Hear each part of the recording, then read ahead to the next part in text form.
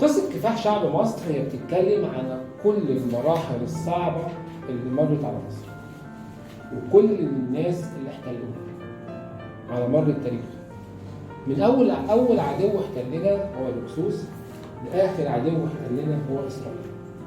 فالعدو الأول هم الهكسوس.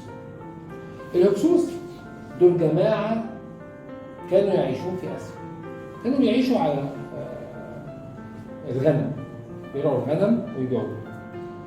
فمصر أو مصر وهو في أفريقيا، هنا آسيا وهنا أوروبا.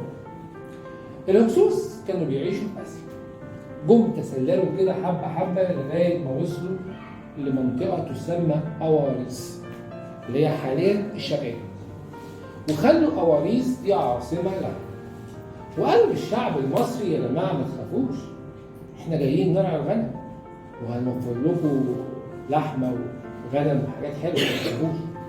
وابتدوا تدريجيا يخشوا في مصر. قال لك عشان احتل مصر، وده فكر اي عدو على فكره، عشان يحتل مصر لازم يضعف ايه؟ مصر او مصر. فابتدى يفرقوا بين الشعب المصري، خلوا الشعب المصري نفسه بيتخانقوا مع بعض. انت عايز تضعف اي بلد خليهم هم على خلاف مع بعض. وعلى مر التاريخ الاعداء خلوا بيننا خلافات، سواء سياسيه سواء اجتماعيه سواء فروق ماليه، عشان يحصل بيننا خلاف. عملوا على تفريط الشعب المصري، اضعافه، سرقته، تشريده، قتل، سرقه، نهب. ولما لقوا نفسهم قوه ابتدوا يتدخلوا في عادات وتقاليد المصريين. في الوقت دوت مصر كانت مقسومه نصين، نص شمال ونص ايه؟ جنوب. قدر الهكسوس ان هو يحتل منطقة الشمال كلها. يلا يا جماعة. فهنا مصر وقتها كانت مقسومة شمال وجنوب. فالهكسوس قدروا يحتلوا منطقة الشمال دي كلها. أصبحت ملك الايه؟ الهكسوس. أما الجنوب كانت لا، شمال الهكسوس. في يوم من الأيام راح وزير الهكسوس لملك الهكسوس وقال له الحق، حصل مشكلة. ايه يا عم المشكلة؟ قال لك ان سقنا الرع امير طيبة، وكان سقنا الرع هو اقوى امراء مصر واكتر واحد بيكره الهكسوس. سقنا الرع قال لك انا هزود جيشي، لان هو خايف ان الهكسوس ينزل من الشمال لايه؟ الجنوب، هيزود جيشه. فوزير الهكسوس قال له ده بيزود جيشه، يعني ممكن يحاربنا، يعني ممكن يكسبنا، لازم نوقفه عند حد. قال له هتوقفه عند حد ازاي يا وزيري؟ قال له يا مولاي انا عندي فكره جهنميه، استفزه يتوتر ويتعصب وما يعرفش يفكر ويجي يحاربنا في منطقته. فراح الوزير لسقنا الرع ودخل عليه وقال له يا سقنا الرع، افراس النهر في طيبه بتصدعنا في اواريس، بتزعجنا، ولو ما قلتهاش تسكت هنيجي نذبحها كلها. قال له افراس النهر في طيبه هو سيد قشطه يعني بتزعجكم وانتوا في اواريس، وبيننا وبينكم اكتر من 700 ميل. الميل كيلو ونص، 700 ميل يعني 1050 ايه؟ انت كده بتهددني، انت كده بتتلكك يعني. قال له انا كده بهددك وانا كده بتلكك، لان احنا عرفنا ان انت بتزود ايه؟ جيشك، ولو ما بطلتش تزويد الجيش وقللت العدد بتاعه هنيجي ايه؟ نذبحه كله او نقتله، مش تفرق. فسقنا الرع اتعصب وقام اتنرفز ورمى الكرسي. وزير الهكسوس لف وضحك قال يس، نرفزته، عصبته، خدت اللي انا عايزه، وسابه ومشي. سقنا الرع جاب رجالته وقال لهم لازم نرد الاهانه ناو، دلوقتي حالا هنرد الاهانه. رجالته كانوا بيفكروا شويه يعني، قالوا له يا سقط نراع اهدى بس، ما تيجي نلم كل امراء الجنوب، كل امراء الجنوب ونعمل جيش واحد، لان الهكسوس عددهم كتير قوي، فلازم نعمل جيش قوي. سقط نراع وافق وجمع امراء الجنوب كلهم وحكى لهم القصه، واتفقوا ان هم يكونوا جيش واحد تحت رايه سقط نراع ويحاربوا مين؟ الهكسوس. وكان كل واحد من الامراء هيجيب حاجه، واحنا قلنا ان ارمنت هيجيب عربات وقفط هيجيب فلوس، الباقي كله رجاله هيجيبوا ناس يحاربوا يعني. وسقط نراع قدر ان هو يروح ايه؟ يحارب الهكسوس وينتصر ايه؟ عليهم. بس لما كان بينتصر عليهم كان بيرجع ايه؟ تاني كان بيموت، ويموت بقى بالخيانه، يموت بقدر ربنا، يموت بالحرب، مات. فجت اياه حطب اللي هي مرات سقط نراع، جابت ابنها كاموس وقالت له خد يا واد يا كاموس، تعالى يا ولد، ابوك مات يا ولد، ابوك مات يا ولد، مصر محتله يا ولد، عايزك تاخد حق ابوك وحق مين؟ مصر. كاموس عمل اللي عمله ابوه، جاب الناس وراح حارب مين؟ وانتصر عليهم ورجع تاني مات. خيانه بقى، سم، حرب، ومات. هو مات وخلاص. جت ايه حطب جابت ابنها احمس، خد يا واد يا احمس، خد يا ولد، ابوك مات يا ولد، واخوك مات يا ولد، مصر محتله يا ولد، عايزك تاخد حق مصر وابوك واخوك. احمس جاب الامراء وقال لهم اقفوا بقى كده واحكوا لي، انتوا حاربتوا الهكسوس مرتين، قوتهم فين؟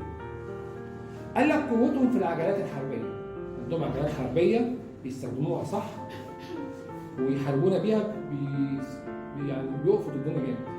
قال لك خلاص كتر لي العجلات الحربيه ودخل عليها اوبشن جديد سلاح ونحارب الهكسوس. احمس طلع يحارب مين؟ الهكسوس وانتصر عليهم. بس احمس قال لك لا مش هرجع هرجع واموت زي ابويا واخويا؟ لا، انا هكمل لغايه ما اوصل الى اواريس العاصمه بتاعتي. وملك الهكسوس قاعد في القصر بتاعه او الفيلا بتاعته او بيته بيتفق ازاي يقتلوا احمس. لقوا احمس داخل ايه؟ عليه، فتح اواريس وقتل الهكسوس، الحبه اللي بقوا هربوا بره ايه؟ مصر، وقضى على الهكسوس تماما. وقدر بعد كده يوحد البلاد وبقى هو حاكم الشمال كده.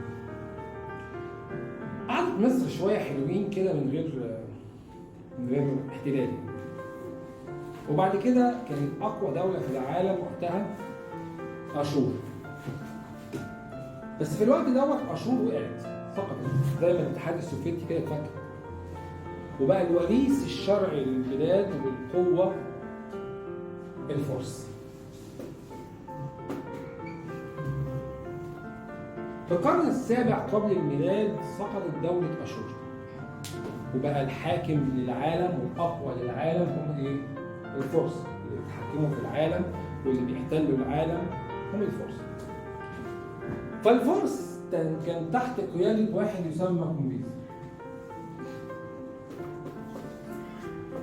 كمبيز دوت كان لما بيحكوا معاه يقول لهم أنا أمنية حياتي بحلم إن أنا أحتل مصر، بحلم بدخول مصر. فقالوا له يا سلام بس كده من عينينا تجوز، عايز تحتل مصر امتى؟ قال لهم يا ريت نام. قال له خلاص. فجاب جيش وجا من تحت وكان ليه الجوله الاولى. بس عشان تحتل البلاد لازم تحتل العاصمه زي ما حكينا المره اللي فاتت. فكانت عاصمه البلاد وقتها منف، لازم يحتل منف. لكن كمبيز لما قعد مع الرجاله بتوعه قال لهم احنا لازم نحارب كل الجيش عشان نوصل لمنف. قالوا له احنا سمعنا ان المصريين مصممين على القتال، ومش هيستسلموا بسهوله، واحنا خايفين جيشنا ينتهي. طب ما تيجي نحتل مصر بالخديعه. فالدرس كله او الفصل كله بيتكلم عن الحيله او الخدعه اللي عملها قمبيز، وهم 3 لازم تعرفوا. الدرس كله او الفصل كله بيتكلم عن ال3 حيل اللي عملهم ايه؟ قمبيز. الحيله الاولى، قمبيز جاب سفينه عليها الساريه اللي هي الشراع ده، وكتب عليه انا مش كنت عايز ازوركم، ويا ريت انتوا تزوروني واستسلموا من غير حرب ومن غير سلاح، وانا هديكوا ملك وفلوس مش عند ابسماتيك. ابسماتيك ده كان حاكم مصر ايه وقتها. طبعا المصريين كانوا بيبصوا على الشراع والكلام بنظرات سخريه، انتوا عارفين ان ده كده، لان المحتل هو في الاخر محتل. مهما قال لك هديك هعمل لك هسوي لك، هو ايه؟ محتل. يعني انت هتيجي لو جه حرامي جاي من بره قال لك انا هديك مصروف اكتر من بابا، تقول له تعالى احتل بابا؟ اكيد لا. او تعالى احتل الشقه؟ اكيد لا. فالحيله الاولى فشلت، فقرر قمبيز ان هو يعمل الحيله الثانيه. ايه الحيله الثانيه؟ هو اعتقد ان المصريين ما شافوش الشراع، فكتب جواب وراح برسول يقرا في منطقه منف العاصمه الجواب. مكتوب في الجواب ايه؟ يا شعب مصر، كان نفسي اجد نفسي ازوركم ويا ريت تيجوا تزوروني. انا مش جاي احتلكم ولا حاجه، انا جاي اديكم ملك اكتر من اللي انتوا واخدونه او واخدينه، واسمعوا كلامي عشان ما تخسروش. رسول يعني واحد ناقل رساله، مش رسول هو رسول. يعني انا وديتك رساله تقريها لحد تبقى انت رسول موصل رساله. ولو سمعتوش الكلام وقررتوا تحاربوا فخلي بالك انا قمبيز سيد الارض كلها، اذبحكم واعلق على البيبان. المصريين شافوا ان الرساله مش لائقه وده تهديد وعد، فقرروا ان هم يقتلوا مين؟ الرسول. لغايه ما طلع واحد قال لهم لا اهدوا، احنا مش عاداتنا وتقاليدنا ان احنا نقتل ايه؟ الرسل اللي هو بينقل الجوابات، لكن احنا نرد الرساله برساله. فجابوا ورقه وقلم عشان يردوا ايه؟ الرساله. فكتبوا بقى انت يالا قمبيز يالا اوعى تفتكر نفسك جامد علينا، لا احنا المصريين ملوك السيوف، لو فكرت تجيلنا يا جبان هنغرق دماغكم بنهر النيل، او هنغرق نهر النيل بدماغكم، خلي بالك يالا احنا المصريين يالا. وهددوه كلمتين كده وشتيمه وحلوين، المصريين انتوا عارفين لسانهم حلو يعني. وبعتوا رساله مع الرسول وقالوا له احنا ما قتلناهوش عشان عاداتنا وتقاليدنا مش خوفا منك، لكن احنا مستنيينك يالا. قمبيز قرر ياخد الجيش ويطلع ايه؟ يحارب. لغايه ما واحد من رجاله قمبيز قالوا له يا مولاي اهدى شويه، ما تيجوا نجرب الحيله الثالثه. ايه الحيله الثالثه؟ قال لك المصريين بيحبوا بطنهم، بتوع اكل، طماعين، تفصيل. احنا نبعت نقول لهم ان فرعون مصر عازمكم على وليمه تحت قيادتنا، هنذبح لكم يالا انت وهو يالا جواميس الخرفان يالا، وييجوا ياكلوا عندنا. اول ما يشوفوا اكل هيجوا ياكلوا. الحاكم بتاعهم ابسماتيك لما يشوف ان هم جم كلوا عندنا هيعرف ان هم بقوا تبعنا، هيهرب، يبقى مصر بقت بتاعتك. فعلا قمبيز بعت رساله للمصريين ان فرعون مصر الاله بتاعكم عايز يوصل لكم رساله عن طريقنا، واحنا عازمينكم على وليمه كبيره ذابحين وصارفين، وتعالوا احضروا ايه؟ وكلوا معانا. طبعا اللي انا هقوله الباقي ده هو في القصه، وتوقعوا ان هو يعني ما حصلش، بس هو في القصه. المصريين رفضوا يروحوا ياكلوا، رفضوا الوليمه، وعرفوا ان هي خدعه عشان يقتلوهم. في الاخر قمبيز جاب الجيش وغضب وراح حارب اكسماتيك فلان وانتصر عليه، واكسماتيك هرب.